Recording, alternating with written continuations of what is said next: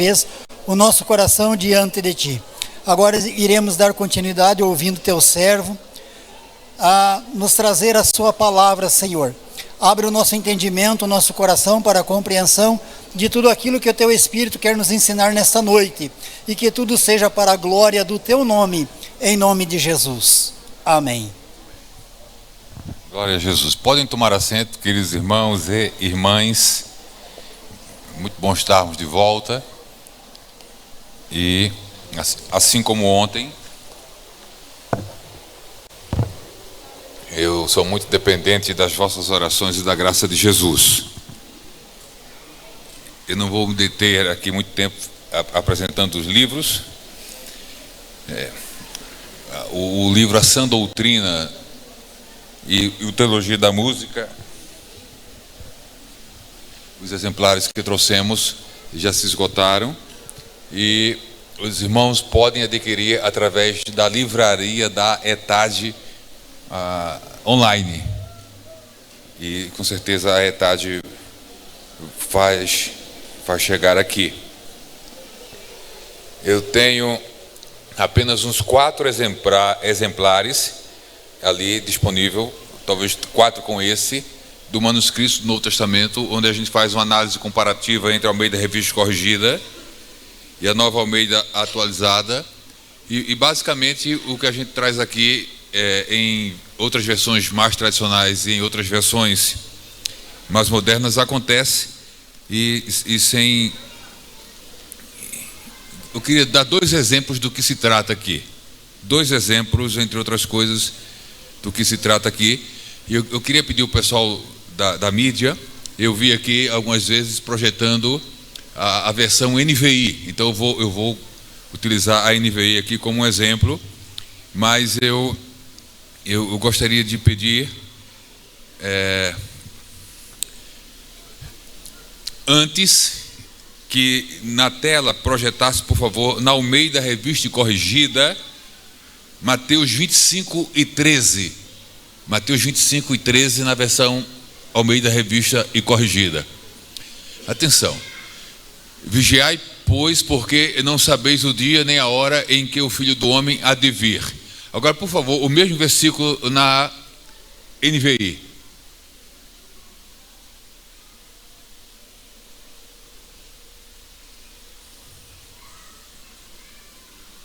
Está faltando alguma coisa?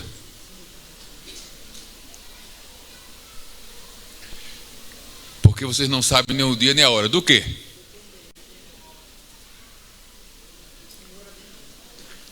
Marcos 9, 29. A Almeida Revista Corrigida.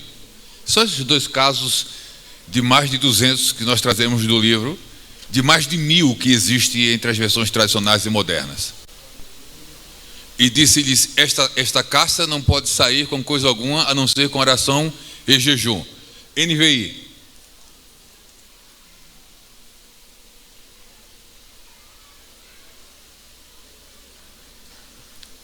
Olha, parabéns. Essa NVI não é a atual. Então, por favor, NAA, Nova Almeida Atualizada. A NVI já mexeu nesse versículo. Nova Almeida Atualizada. Não a ARA, NA, se vocês tiverem. A ARA colocou entre colchetes. Só se tiver. Se não tiver, não vai ter problema. A gente fica com aquele exemplo lá. NAA. Pronto. Para quem não gosta de jejuar, de repente vai ter preferência por essa versão. Porque aqui, casta não precisa de jejum, só de oração. Por que existem essas diferenças? É do que trata o livro. Essas e muitas outras, mas meu assunto na escola bíblica não é esse.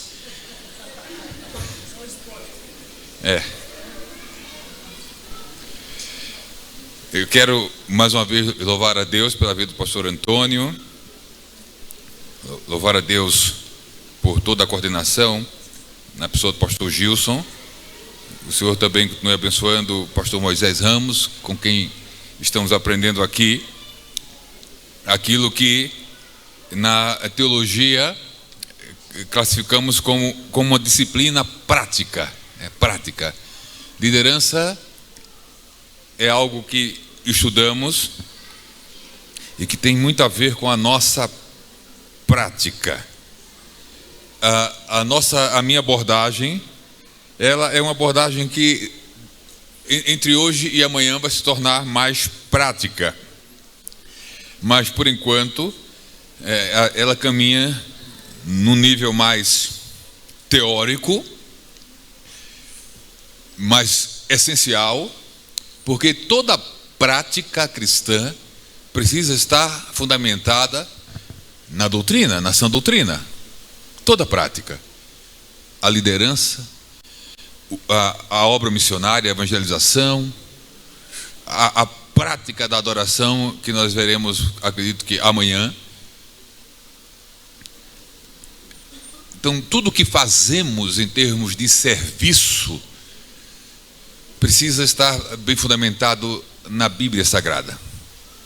Inclusive, lembrando que o texto que foi lido é 2 Timóteo 3,16, logo no início da abertura dos trabalhos dessa noite, afirma que toda a Escritura é divinamente inspirada e proveitosa para ensinar, para repreender, para corrigir, para instruir em justiça, para que o homem de Deus seja perfeito e perfeitamente instruído para toda boa obra.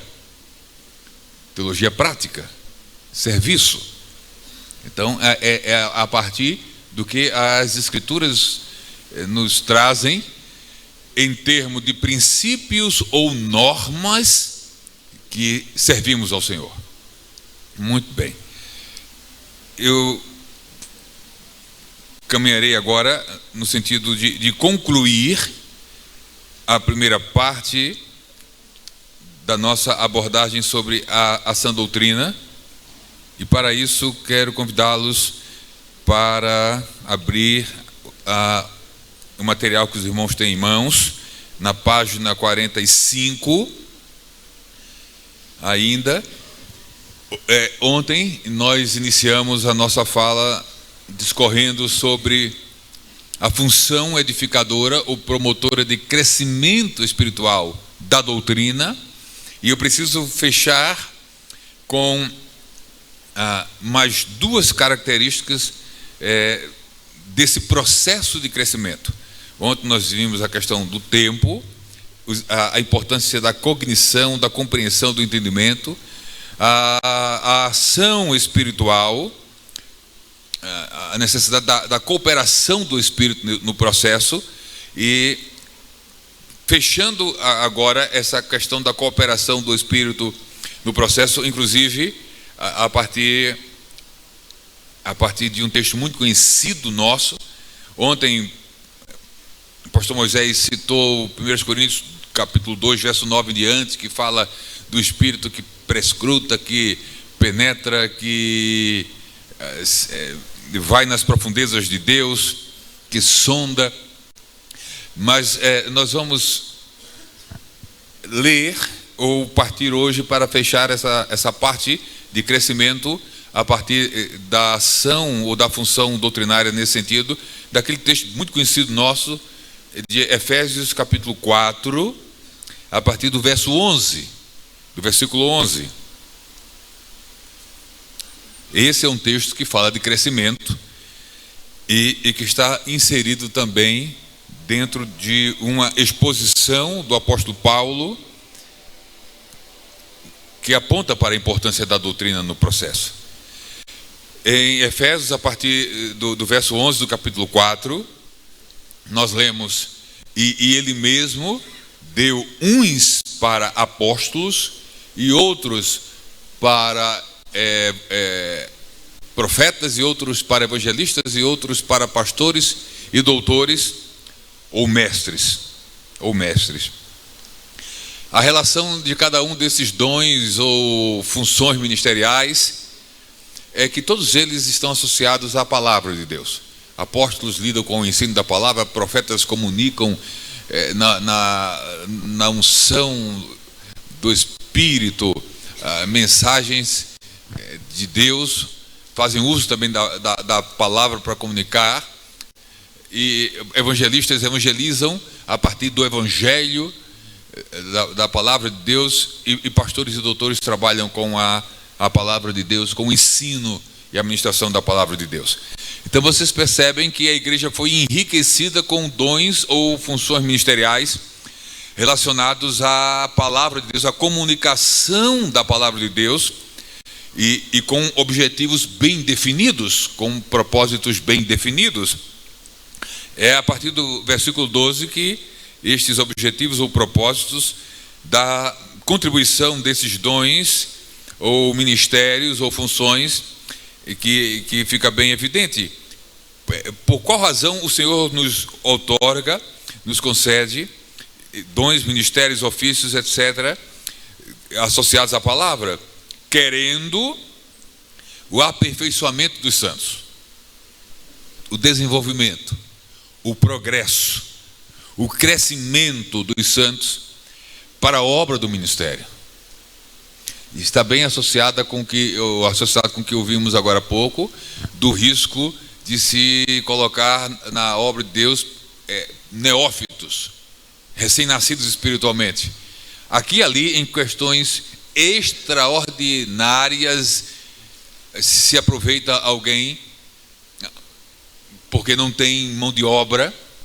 É a exceção das exceções, mas o padrão bíblico é que a obra de Deus precisa ser realizada por aqueles que estão sendo aperfeiçoados para o serviço. E é importante lembrar, e nós vamos fechar exatamente com isso, que esse aperfeiçoamento é uma realidade constante. Nós somos aperfeiçoados para realizar a obra de Deus, e continuamos a ser aperfeiçoados enquanto a realizamos. É aquela máxima das escolas bíblicas antigas que eu ouvi muito, que o trabalho forja o trabalhador. O trabalho prepara o trabalhador, ou continua a prepará-lo, ou a aperfeiçoá-lo. A prática aperfeiçoa.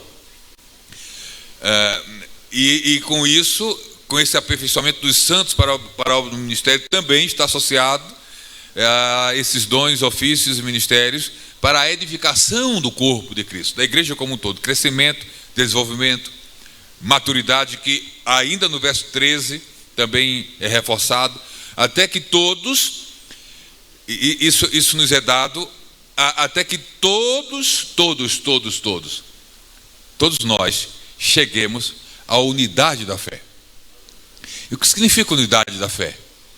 Significa pelo menos duas coisas. É crer nas mesmas verdades. Unidade da fé. Crer nas mesmas verdades. Unidade da fé, daqui a um pouco eu vou falar sobre identidade confessional, denominacional, cristã, etc., associada à sã doutrina. Nós crermos nas mesmas verdades, e unidade da fé se relaciona também a crermos no mesmo nível de alcance ou compreensão.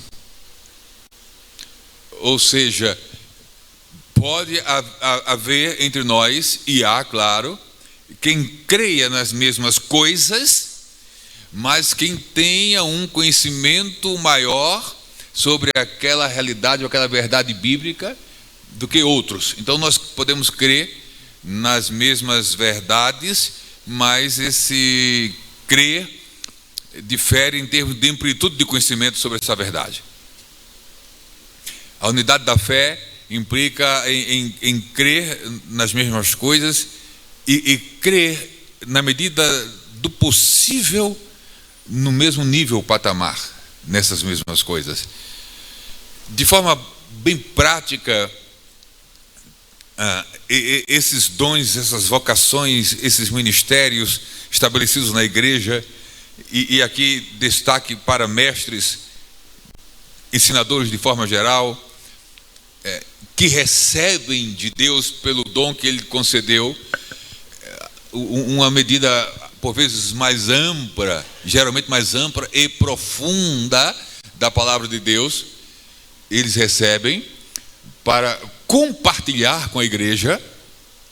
E obviamente quando eles recebem, esse receber da parte de Deus promove o próprio crescimento de quem recebe, mas com o objetivo desse crescimento pessoal cooperar para o crescimento dos demais. Ou seja, no nível que o Senhor me estabelece em termos de conhecimento da palavra, eu preciso compartilhar para que os irmãos venham para esse nível a que o Senhor me conduziu. E quando eu recebo de outros mestres que da parte de Deus estão recebendo mais do que eu, quando eles compartilham o que recebem do Senhor, eles me dão a oportunidade de ir ao nível que ele foi levado e conduzido pelo Espírito. E esse processo não tem fim. Não tem fim. Enquanto aqueles que foram chamados para ensinar ou compartilhar ou comunicar a palavra se disporem a isso, o Senhor sempre estará dando a eles mais, para compartilhar mais, para crescer mais, e nesse sentido todos vão sendo forjados e caminhando para essa unidade da fé. Da fé. Então tem a ver a crer do mesmo jeito e crer na mesma amplitude, crescendo proporcionalmente o mais próximo possível um dos outros. E ao conhecimento do Filho de Deus, ao homem perfeito, à medida da estatura completa de Cristo, buscando a partir daquele ideal, caminhando, tendo Jesus como referência máxima. Estatura completa de Cristo. Eu estive dando uma olhada no material do pastor Moisés, ele vai estar trabalhando mais algumas coisas sobre a vida do apóstolo Paulo, inclusive citado ontem, declarações do tipo: sejam meus imitadores, como eu sou de Cristo. Então, mesmo num processo de caminhada rumo a essa plenitude ou completude, é possível ser exemplo e modelo. E isso é bem interessante. As nossas imperfeições, as imperfeições naturais no processo, não nos desqualificam para sermos referenciais.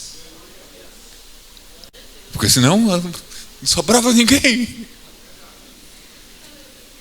Uma grande questão é como lidamos com essas nossas imperfeições.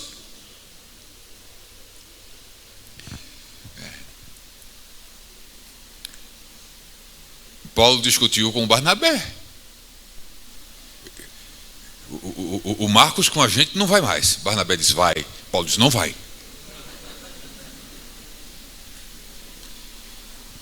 Barnabé não me faz entrar na carne, porque você já conhece minha história lá atrás. Eu na carne não sou gente muito boa.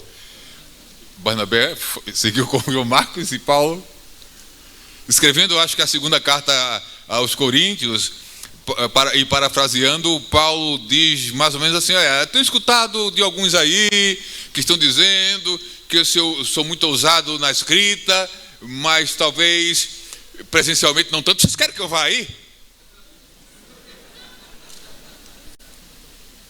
E talvez alguém disse: olha, o Paulo é Saulo, arrastava, prendia.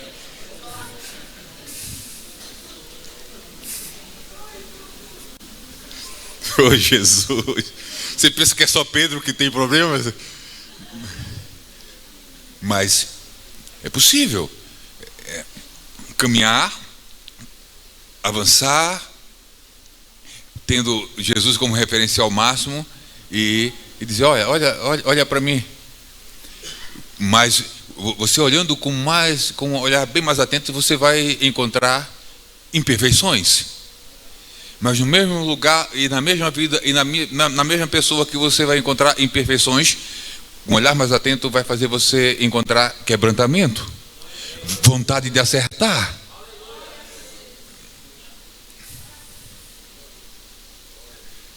aquele drama existencial do que eu gostaria de fazer, não faço como gostaria e vou lutando aqui.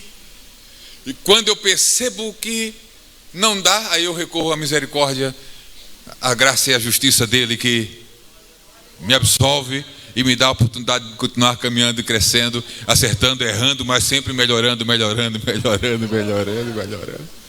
Então,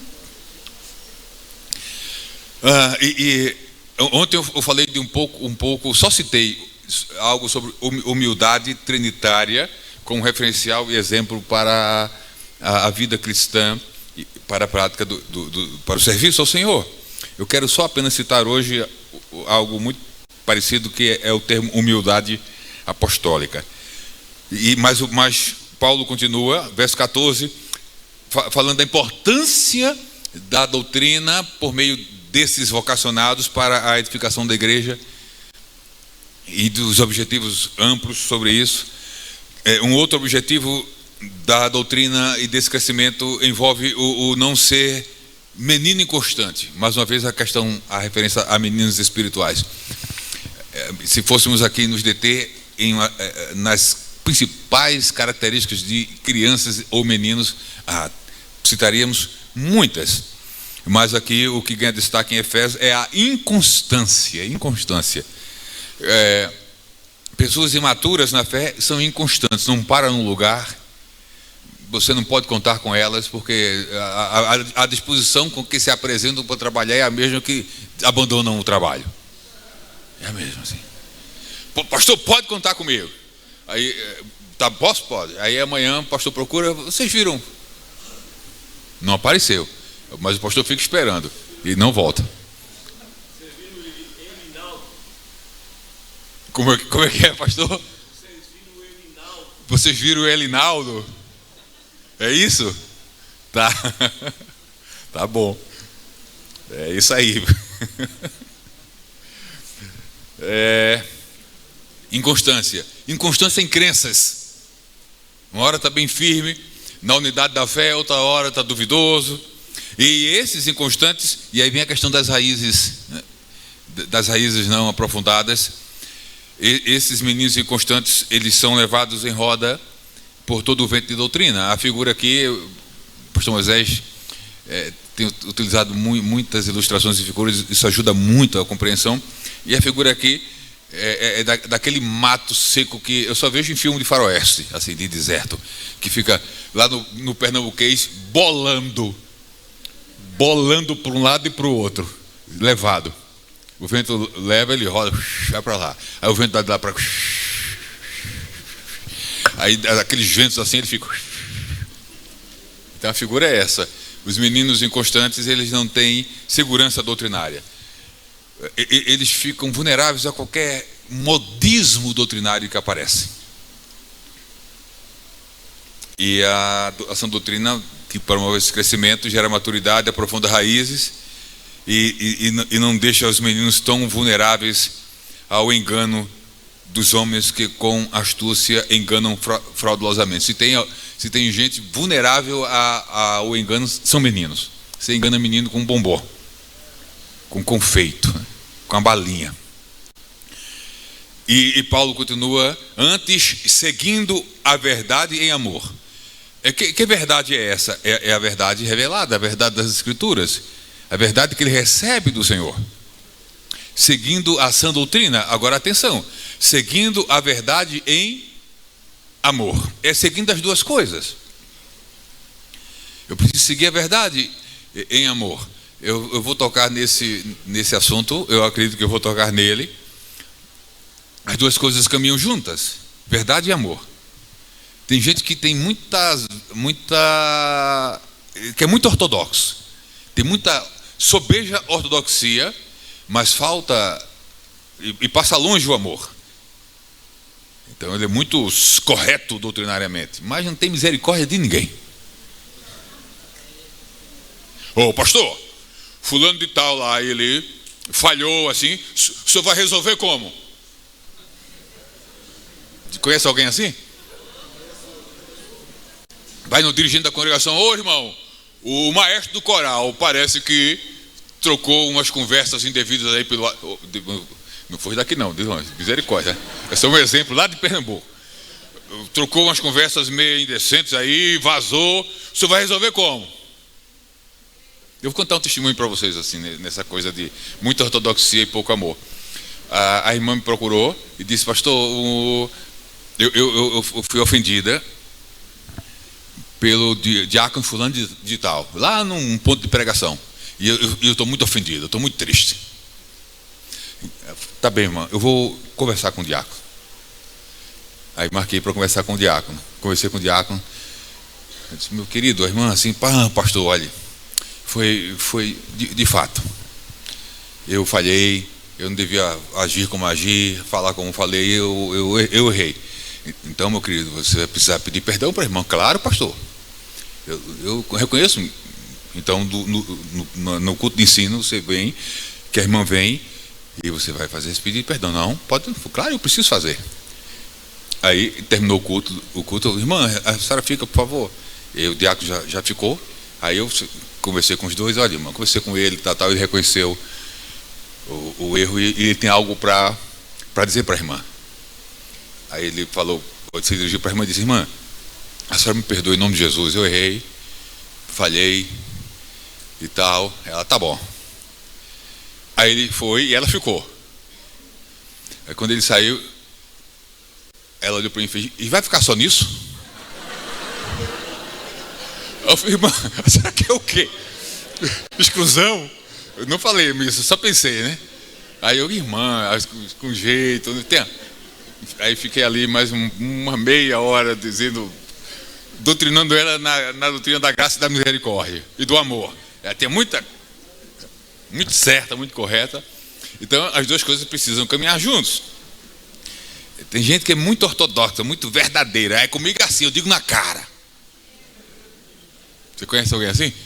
Eu digo na cara.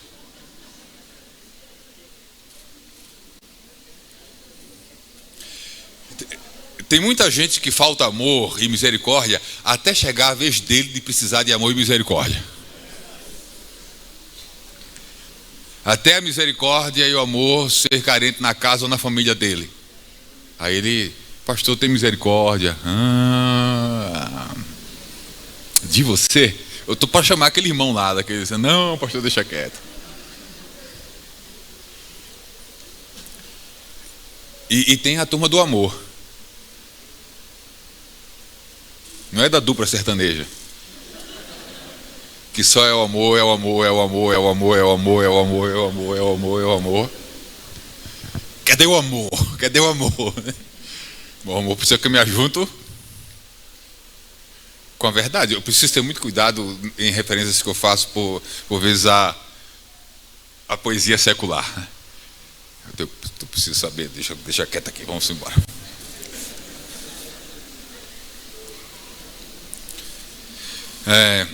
Por exemplo, o ecumenismo fala muito de amor. Em tudo amor. Mas não pode ser amor sem sacrificando a verdade.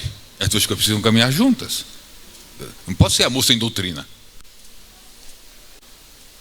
Sem sã doutrina. Antes, seguindo a verdade em amor, cresçamos em tudo. Humildade apostólica. Paulo não escreve dizendo cresçam em tudo. Ele escreve dizendo cresçamos. Nós. Eu junto com vocês.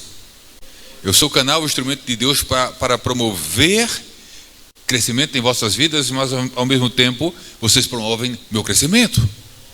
Cada um contribui para o crescimento do outro. Apóstolos precisam crescer também. E Paulo fecha aqui falando: antes, seguindo a verdade em amor, cresçamos em tudo naquele. Aí vem o nele lá de Colossenses. Cresçamos em tudo naquele que é a cabeça, Cristo. Naquele que, conforme Colossenses 2:7, estamos enraizados e edificados, do qual dependemos, estamos unidos, sustentados, do qual todo o corpo bem ajustado, bem ajustadinho, cada um no seu lugar. É ruim quando a gente fica de olho no lugar do outro assim. O lugar do outro é mais atraente, dá mais visibilidade, notoriedade, etc. Prestígio. Bem ajustado e ligado pelo auxílio, ligado. Ninguém cresce desligado um do outro.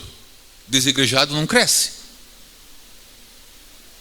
E se a gente não cresce, estagna. Se estagna, atrofia, vai secando. E os estágios finais disso são muito ruins, podem ser fatais. Do qual todo o corpo bem ajustado e ligado pelo auxílio de todas as juntas, segundo a justa operação de cada parte. Cada parte. O menos notado, o anônimo dos anônimos, está cooperando com o meu crescimento. Eu tenho consciência disso ou não?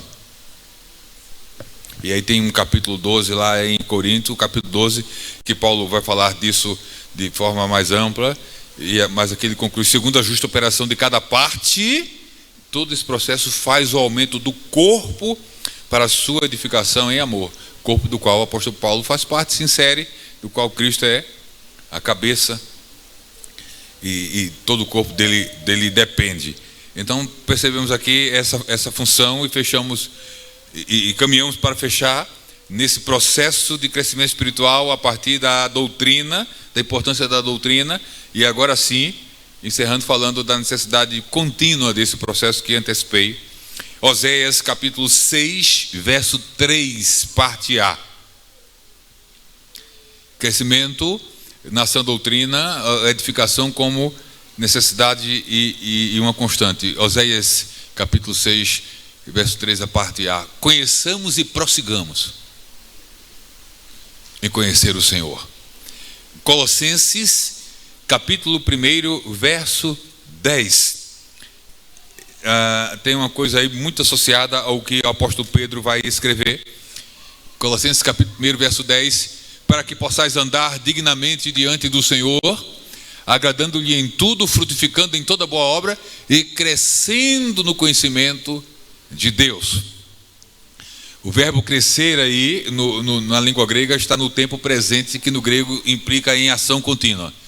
Então, é um crescer constante e contínuo no conhecimento de Deus. É o mesmo tempo verbal, a mesma forma verbal que Pedro vai utilizar em sua segunda epístola, a segunda epístola de Pedro 3:18. Eu acho que foi lida ontem. E eu vou concluir isso aqui com Pedro. Ontem Pedro foi objeto de estudo de caso. Segunda epístola de Pedro 3:18, onde ele escreve: antes crescei. Essa forma verbal na língua grega está no tempo presente, que envolve crescimento constante. Então vamos fechar aqui com Pedro, apontando para crescimento ou desenvolvimento espiritual e ministerial, que vem com o tempo, que vem num processo, que vem com erros, que vem com acertos, que vem por compreensão, que vem por revelação, que vem por dependência corporativa ou comunitária na relação do eu com o tu, da relação entre um e outro. Então a gente falou do Pedro dos Evangelhos, falou do Pedro de Atos, mas o Pedro na epístola, ele é um Pedro ainda em processo, mas que já avançou muito. E eu falei de humildade apostólica em termos daquilo que Paulo disse, o cresçamos, mas vamos ver a humildade de Pedro aqui, a humildade apostólica refletida em Pedro, aqui no verso 15 e 16. E aí avançamos para a outra função da sã doutrina. E tende por salvação a longanimidade de nosso Senhor, como também o nosso amado irmão Paulo vos escreveu. Amado irmão Paulo. Não dá para nos voltarmos para essa questão, mas os irmãos sabem muito bem que quando Paulo escreve aos Gálatas, ele relata de uma bronca pesada que deu no apóstolo Pedro. Gálatas. O apóstolo Pedro estava com um comportamento inadequado para um apóstolo, em relação à divisão que havia ali criada entre um grupo de crentes do que foi chamado os crentes lá do judaísmo, da lei, os legalistas, né, e Paulo, que pregava o evangelho bíblico, claro, que não dependia da lei judaica para ser eficaz. Mas havia um grupo dentro da igreja que dizia: não, para ser crente de verdade, salvo de verdade, tem que passar pelas alguns cerimoniais da lei, e depois sim é que vem a salvação. Paulo diz: não. Então isso gerou lá no início da igreja um problema, e Pedro ficou assim imprensado, e por vezes Paulo relata aos Gálatas, ele está convivendo com gentios, porque ele tem aquela experiência que nós vimos ontem de Atos 10, que lhe abre o entendimento depois que ele vê e testemunha o que o Espírito faz na casa de Cornélio, que nem ontem nós demos ênfase. A gente ficou ontem só na obediência de Pedro, quando o Espírito avisa dos 3 que chegaram, e que vá com ele, e ele vai. Aí Pedro chega na casa de Cornélio, todo reticente, ainda pensando nas coisas, e chega já lembrando que, olha, a relação entre judeus e gentios, ela é normatizada por alguns preceitos, mas eu estou aqui em obediência. Eu estou parafraseando, eu estou aqui por obediência. Então, por obediência, o Senhor me mandou falar do evangelho para vocês. Aí está os gentios lá, Cornélio, o pessoal que ele reúne. Aí Pedro começa a falar do evangelho. No meio da mensagem, Pedro é interrompido por ninguém da audiência, pelo Espírito, porque a Bíblia relata que o Espírito caiu enquanto Pedro discorria sobre o evangelho. Vamos examinar isso, né? Fazer esse exame. Enquanto Pedro discorria, comunicava, pregava, ensinava o evangelho, o Espírito o interrompe a administração, caindo sobre todos os presentes, e todos os presentes começam a falar em línguas. Então, a análise que requer depois a nossa compreensão é a seguinte: Pedro não fez apelo nenhum, não há apelo registrado, não que a Bíblia proíba apelos. Jesus faz um apelo: se alguém quiser vir após de mim. Mas acontece uma coisa extraordinária. Enquanto Pedro estava pregando, havia uma ação da palavra na vida, no coração, na alma dos ouvintes. Mas Pedro não conseguia enxergar aquilo. Ele só via gentio na frente dele, e gente escutando. E ele pregava, e enquanto ele pregava, a ação da palavra entrava num processo, produzindo fé nos seus ouvintes, que ele não via essa produção. Essa fé nos ouvintes produziu consciência e condição de pecado. Essa fé nos ouvintes produziu um arrependimento interior não verbalizado. Essa fé nos ouvintes de Pedro produziu transformação interior que ele não enxerga, ele não consegue, ele só está falando para gentios, até que o Espírito interrompe e enche eles, e todos falam em língua. Aí Pedro... Enquanto Pedro falava, o Espírito Santo convencia, transformava, regenerava, fazia nascer de novo, e Pedro só tem consciência do que aconteceu com a manifestação do falar em língua. Eu não vi nada disso acontecer. Não são coisas que se vê. A não ser que haja um sinal, uma evidência. E daí, enfim, o relato continua. Bom, aí Pedro fala...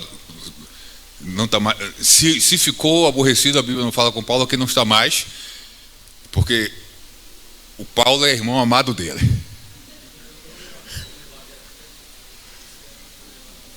Eu só estava falando lá do problema da Galácia, como também o nosso amado irmão Paulo vos escreveu. Assim como Paulo se resolveu com Barnabé, se tinha alguma coisa aqui que ficou em Pedro, foi resolvido também. O bom é isso, é que aqui e ali as nossas diferenças por vezes fazem com que a gente se estranhe, mas se somos crentes, a gente vai deixar, quando não conseguimos, alguém nos ajudar a tratar disso, ou o próprio Deus tratar, para no final Não estou dizendo que isso aconteceu entre Pedro e Paulo, qualquer diferença que houve ali, ressentimento, não sei. Mas o fato é que aqui o Paulo é o nosso irmão, o nosso amado irmão Paulo. Olha a humildade do apóstolo Pedro.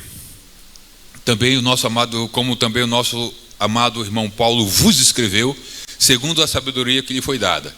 Deus deu a ele uma medida, irmão, de sabedoria, e está dado. Fazer o quê? Deu. E aí Pedro vai dizer o seguinte, falando disto, Paulo, né, como em todas as suas epístolas, aí Pedro, olha que humildade, entre as quais há pontos difíceis de entender. Paulo escreve umas coisas, irmão. Tem coisas que Paulo escreveu que são tão difíceis de entender que até hoje ninguém chegou ao consenso de algumas das coisas que Paulo escreveu. E é por isso que existem algumas interpretações diferentes e posicionamentos denominacionais diferentes, porque a coisa não ficou muito... É difícil, não tem muito rodeio. Difíceis de entender, não impossíveis, mas difíceis, que os indoutos por essa dificuldade acabam e inconstantes torcem, e igualmente as outras escrituras para a sua própria perdição. Um detalhe, que o que Paulo escreve já é reconhecido por Pedro, porque o próprio Pedro também tem a consciência do que ele escrevia era escritura. As outras escrituras, as que Paulo escreveu, e como as outras escrituras são distorcidas por esse grupo aí de indoutos. Aí Pedro continua as recomendações e termina demonstrando o nível de maturidade que alcançou. E ele termina como já conhecemos antes: crescei na graça e no conhecimento do nosso Senhor e Salvador Jesus Cristo. Ele fala de uma experiência própria de crescimento.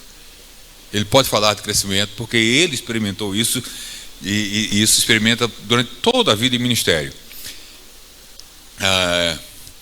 Há uma característica da infância da fé, e até dos meros... talvez não seja a linguagem mais adequada, mas daquele tempo de menos... Eu vou usar uma linguagem mais suave. Daquele tempo de menos experiência ministerial. É muito comum meninos na fé... Aí vem uma das características de meninos que a doutrina vai aperfeiçoando e nos fazendo crescer. Pregador menino. Um pregador menino não é um pregador menino apenas que por vezes diz algumas bobagens. O menino está sempre em busca de querer aparecer. E tem uma fase da infância, todos nós passamos por ela. É a fase de ser o centro das atenções, e às vezes na vida de alguns isso dura muito tempo mesmo. Vou deixar essa área para o pastor Moisés. Se você tem uma profunda necessidade, e às vezes você sente, mas talvez não tenha consciência de ser o centro das atenções, você está com um problema de infantilidade espiritual ou narcisismo. Mas deixa o pastor Moisés. Essa parte que ele está tratando liderança assim, com abordagem mais nessa área. Mas aquela infância espiritual, de período de formação inicial, e você percebe que ele tem atitudes que geralmente, em algumas cenas, ele quase que rouba a cena. Ele quase que se torna o centro das atenções. Tem um exemplo que eu costumo dar, me perdoe, eu estou utilizando um termo. Eu já falei em 2 lugares ele, eu conheço, se alguém já disse, eu não inventei a roda, o termo é imprecisão teológica. É você tentar expor um conceito, um fato, uma realidade e não conseguir fazer isso de forma perfeita. Então me perdoe qualquer imprecisão daquilo que eu vou fazer, dando exemplos de Pedro, se consciente ou não, mas chamando a atenção do momento muito conhecido da prisão de Jesus, né? Que ele puxa a peixeira e corta a orelha lá do... Como é o nome do Malco, é? Pronto, acho que João revela o nome dele, evangelista João. E Jesus tem que resolver o problema na hora lá, de forma sobrenatural. Mas ele está sempre no centro das atenções, muitas vezes. Na negação, ele diz: eu não te negarei. Mas uma das coisas, um dos lugares onde Pedro mais nos chamou a atenção, e chamou mesmo e chama, é naquela tempestade que dá na travessia do mar, quando Jesus manda os seus apóstolos ou discípulos irem na frente e diz: vocês vão e depois eu sigo. Aí vem a tempestade, o barco sacode ondas muito altas, o grupo entra em desespero, por experiências que sejam, não conseguem tomar as rédeas da situação, até que de repente, naquela noite, no meio da tempestade, um vulto vai se aproximando e eles pensam que é um fantasma, o desespero aumenta mais ainda, a crença, eles estão em processo, pensei lembrar, é um espírito, um fantasma, alguma coisa assim, uma alma penada, qualquer coisa desse tipo. Não sei se por aqui já ouviu falar esse negócio, dar uma penada. Sei que entra em desespero, até que do meio, olha só que coisa interessante, Pedro é muito interessante. Até que Jesus, do meio da tempestade, mais próximo, diz assim: não temas, ou não tenho medo, fiquem tranquilos, sou eu. Uma pergunta para você assim, claro, você nesse exato momento não está no meio daquela tempestade, em pânico, desesperado, mas o mínimo de um breve raciocínio e de um pensar equilibrado faria com que você tivesse que atitude ao ouvir a voz de Jesus dizendo: não tenho medo, fique tranquilo, sou eu. O que é que você faz nesse momento? Você está no meio do barco, Jesus fala: não tenha medo, fique tranquilo, sou eu. Está no barco? Fica lá no barco? Eu também ficaria. Pensando assim, fora do problema lá, eu ficaria também no barco. Eu acho que todos pensaram isso, menos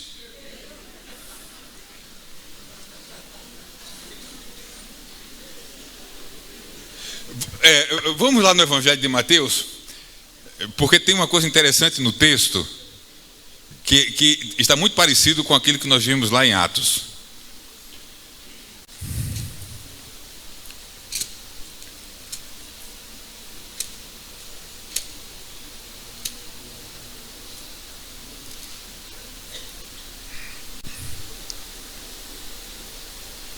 Aqui é a primeira tempestade, no capítulo 8. Vamos para a segunda tempestade. Vocês vão acharem já a referência, já me ajuda aí que eu estou com Bíblia nova na mão. Sabe como é que é esse negócio? A mulher cananeia, confissão de Pedro, transfiguração.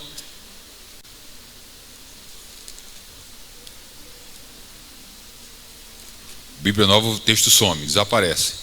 Ainda bem que esse negócio não está sendo transmitido ao vivo. Que vexame. Ô, irmão, Deus abençoe. Mateus 14, 29.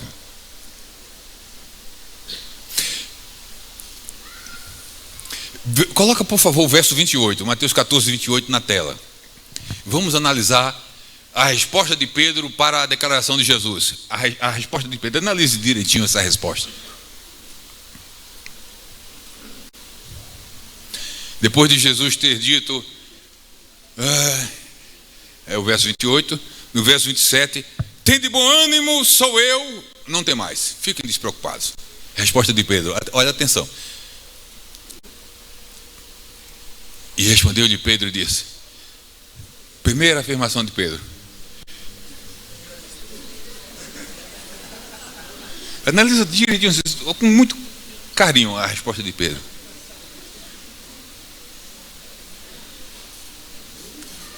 Eu vou pegar carona no título do livro, Em Busca de Sentido, né? Eu não vejo muito sentido nisso aqui. Senhor! Primeiro ele faz uma afirmação, um reconhecimento. Depois ele entra com a dúvida. Se és tu?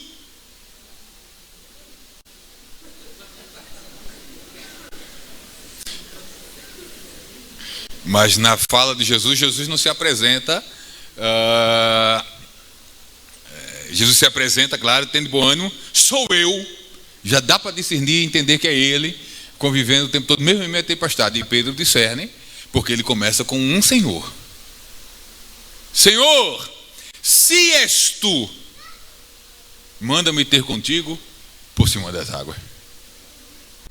A coisa mais simples e fácil é: Senhor, és tu mesmo, tu vem, entra logo e acaba com esse negócio. Vem pro barco, entra aqui e segue com a gente. O que é que Pedro tem para fazer fora do barco com uma expressão de dúvida? Vai afogar, meu irmão. E como é que termina o negócio? Pedro se afogando e Jesus: homem de pouca fé. Pelas mais diversas razões possíveis. É Pedro. Mas vamos voltar lá para o Pedro. Deixa Pedro com as falhas dele. A gente gosta de ficar agarrado na falha dos outros, né? Como diz o mineiro. Vamos agarrar nas qualidades finais registradas por Pedro sobre ele mesmo, sem a intenção de fazer isso. As últimas palavras de Pedro na sua segunda epístola, depois de anos de tratamento, de paciência de Jesus, de lapidação, de tentar roubar cenas, de se colocar-se no centro. Não sei o tamanho do eu de Pedro, o quanto inflado era, mas ele não termina o seu ministério apostólico, nem a sua segunda epístola com o eu no centro. Ele termina a sua segunda epístola com ele no centro. Olha como ele termina a epístola. Parece nada, mas ele termina assim: a ele. Ele esconde o seu eu por trás dele. Ele não quer roubar a cena. Ele não quer chamar a atenção. Ele de forma consciente ou inconsciente não quer ser o centro do holofote. Então ele termina apontando para aquele que só a maturidade com o tempo nos faz entender a necessidade de sempre buscar isso. Pregadores, ensinadores, pastores, sempre a ele a glória, assim agora como no dia da eternidade. Amém. E termina assim, em sua humildade apostólica. Uns vão aprender mais facilmente, outros vão aprender mais duramente, mas o importante é que aprendamos.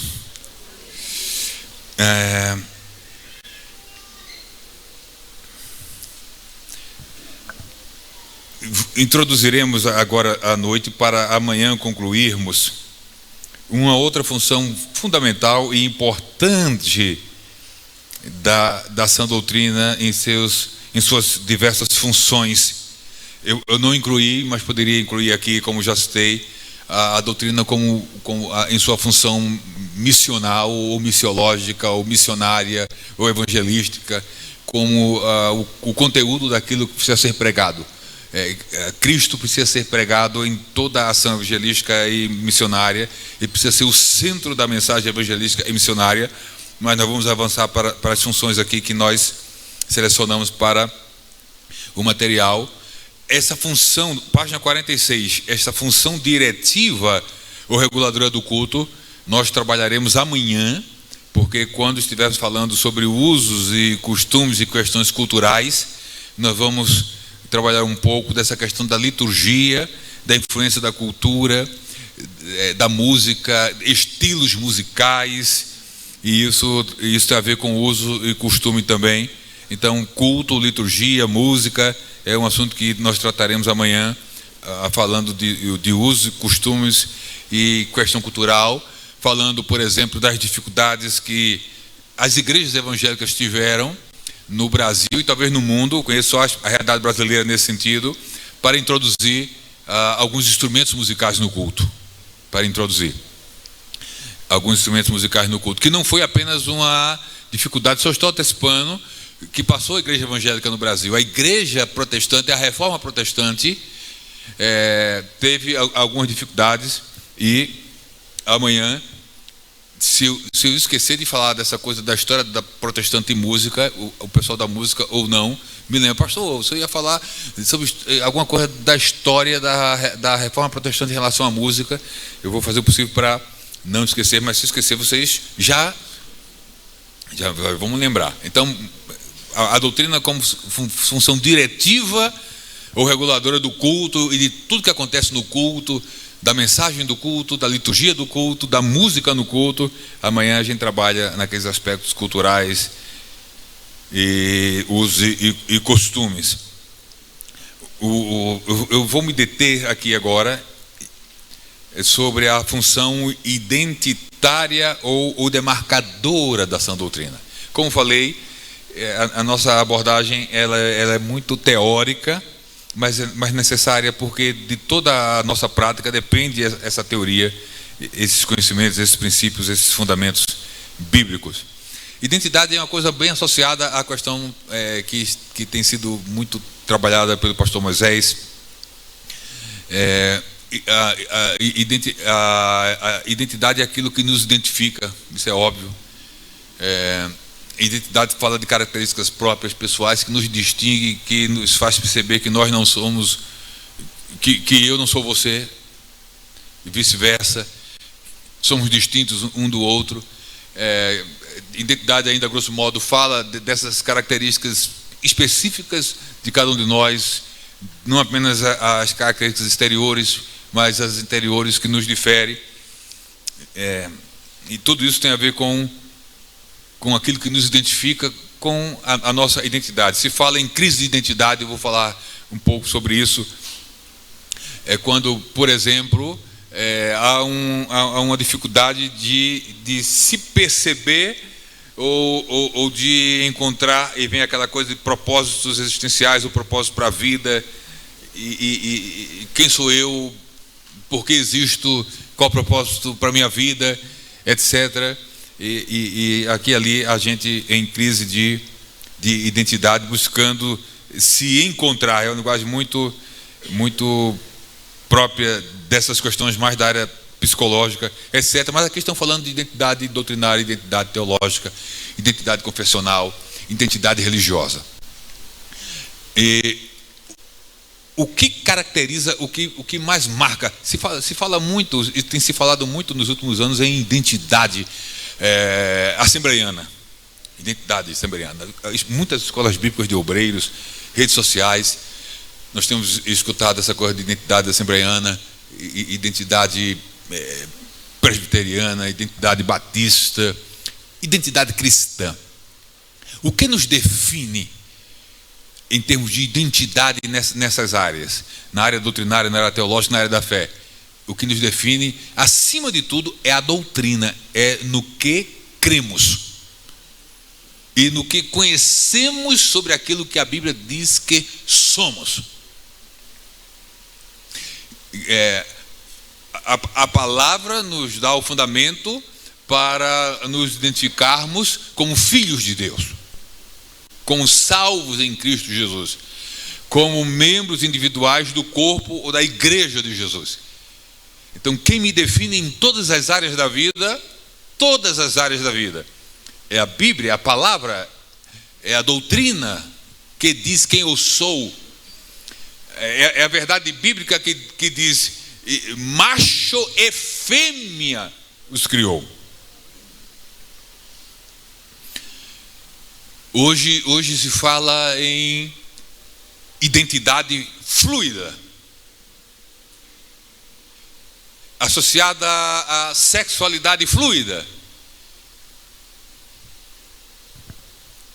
O fluido está ligado ao líquido, ao que não tem firmeza. Alguém com identidade fluida pode, eu não sei se eu cheguei a falar isso ontem, se cheguei eu vou repetir porque é propício. Alguém com identidade fluida, ele vai dormir João e acorda se sentindo Maria. Ou vice-versa, vai dormir Maria, acorda se sentindo meio João. Hoje eu amanheci meio João. Mas Maria, você foi dormir Maria, mas eu amanheci meio João. E no meio do dia, essa fluidez pode alternar. Então, quem diz o que eu sou é o momento. Não é a biologia, não é nada mais de objetivo. A identidade se tornou uma questão subjetiva. Eu posso ser o que eu quiser. As pessoas querem e dizem que podem ser, o irmão está falando, um animal. Eu sou um cachorro. Eu me sinto cachorro.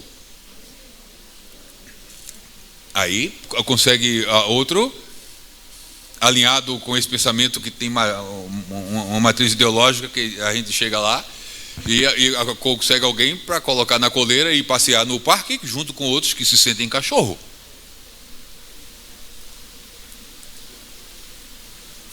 Aí volta para casa,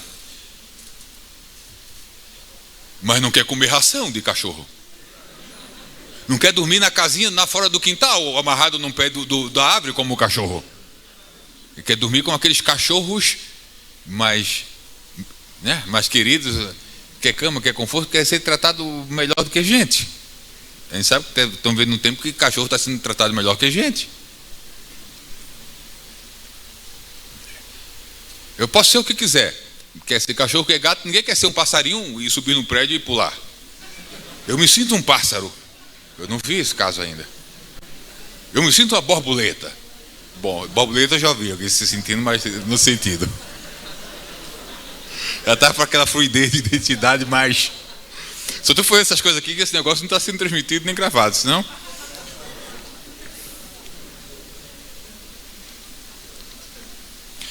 Mas o fato é que essa questão de identidade, de fluidez identitária, se aplica em questões de fé.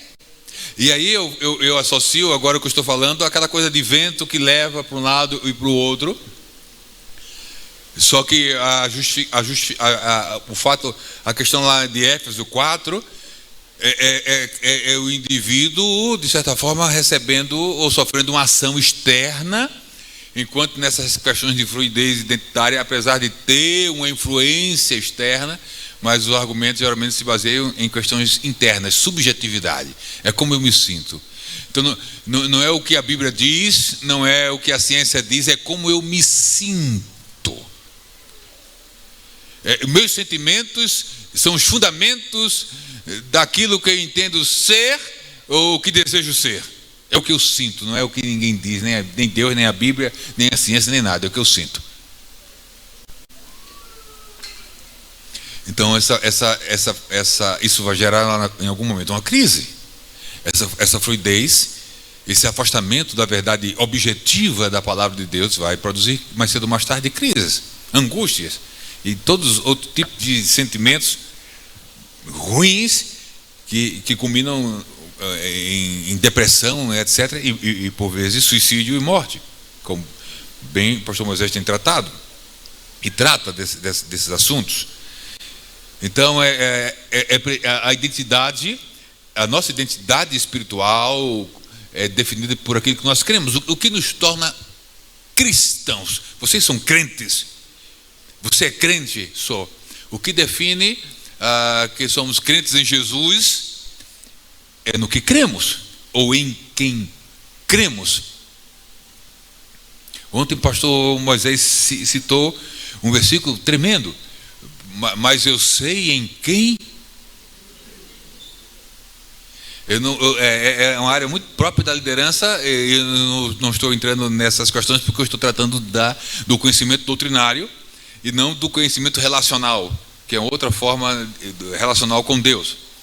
E Paulo, essa fala dele tem muito a ver com esse conhecimento relacional. Ele não diz nesse contexto, mas eu sei no que tenho crido.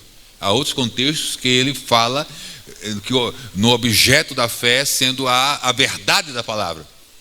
Nesse contexto citado ontem, a questão é relacional, mas eu sei em quem. Então eu preciso das duas coisas. Eu preciso saber no que creio e preciso saber e conhecer em quem eu creio. O que e o quem crer caminham juntos. Eu estou tratando mais aqui no que crer, no que cremos, que está associado em quem cremos, claro, mas com ênfase mais nessa questão objetiva da doutrina. Então o que cremos nos define. Eu creio nas verdades do Evangelho, da Bíblia, eu creio em Deus, no Deus da Bíblia, creio em Jesus, Ele é meu Senhor e Salvador, creio nos Evangelhos, creio no plano de salvação, eu creio na palavra de Deus. Então você é um cristão. seguidores de outras religiões vão ser identificados com base naquilo que eles creem, no Deus que eles creem, no sistema doutrinário que eles acreditam. Então, a doutrina é o nosso maior definidor identitário. Não são os usos e costumes, já fazendo o link para amanhã. O que nos define, o que nos identifica no mais alto nível de destaque são as doutrinas universais e imutáveis da palavra de Deus. Costume vem, vai, volta. Costume às vezes é feito moda. Hoje é, amanhã não é, e depois volta tudo de novo. Um tempo desse, não faz tanto tempo, o meu assunto é meio pesado, irmãos. Então, não é que eu tenho que alegrar o auditório, mas um tempo desse, a moda, e está no processo ainda, era que pegou nos homens, principalmente, era a calça bem justinha. De coração, posso dizer uma coisa para os irmãos, que eu fico pensando assim, ninguém vai olhar para a calça dos outros aqui agora à noite, pelo amor de Deus, não faz isso. Deixa teu irmão para lá. Começou uns cantores, até pregadores subindo no culto com umas calças bem apertadas, pastor. Coronha e apertada. Eu acho que eles eu chamo de calça a vácuo, vestida a vácuo. Eu penso o seguinte, que ele vestia aquela calça, mas ele não conseguia tirar aquela calça em casa. Ele tinha que deitar e alguém puxar a calça assim, porque não tem como, não tem condição. Mas a moda mudou, agora voltou, agora vou usar o pernambuquês, já acredito que pode ser o paranaense também. Agora a moda é calça folote, folgada. As meninas agora na rua, aquelas calças que das duas pernas da calça da moda antiga, se juntar não dá uma da moda nova, que é bem larga assim. Então daqui a pouco passa, volta a bocassino, calça bocassino.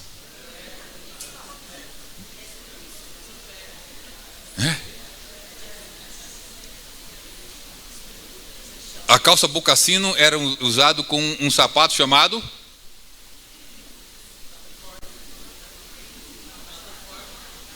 era da plataforma, mas tinha um nomezinho que agora me escapou.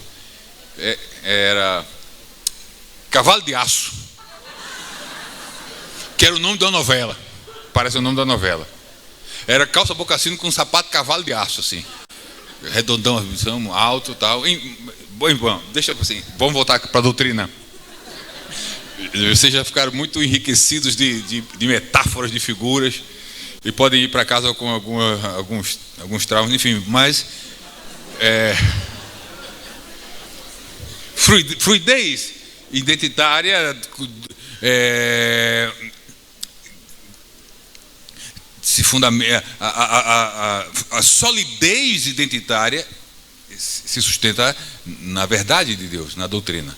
Fora isso é fluidez, é o que o Bauman chama de mundo líquido, modernidade líquida, fé líquida, amor líquido, mundo líquido.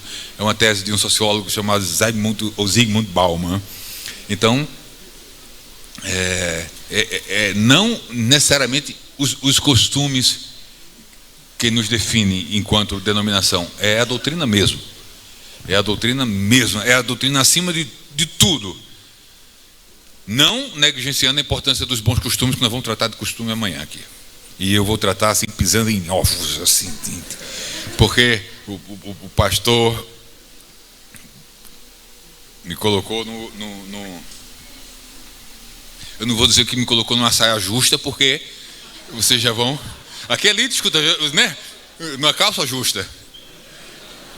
Aqui ali escuta alguém dizendo, rapaz, eu fiquei numa saia justa, numa saia, tanta coisa justa, você vai ficar numa saia justa. Escocês, aí olha, tá vendo? Pastor missionário, transcultural, transnacional, é bom, é isso aí, olha. Já vai lá, já foi na cultura lá dos escoceses, já, enfim, é isso mesmo. Eu não sei que fosse escocês, pastor, ainda vai. Mas fora isso e outras culturas, lá vem ele.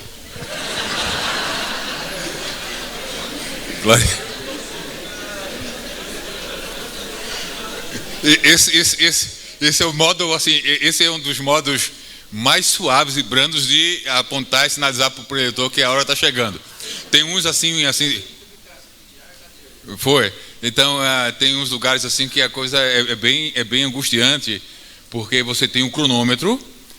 Você tem um cronômetro que, quando começa a falar, tem uma contagem regressiva, e tem um bem grande na sua frente, tem de lado assim para a igreja também ver, e esse negócio fica no verde. Aí, quando está faltando uns 10 minutos para encerrar, ele fica amarelo. Quando dá a hora, ele fica vermelho. Se você não para, ele pisca tudo que é vermelho no meio do mundo da igreja. E você fica falando e tudo piscando assim. Aí você perde a noção, encerra e sai quase que correndo. Então eu prefiro assim.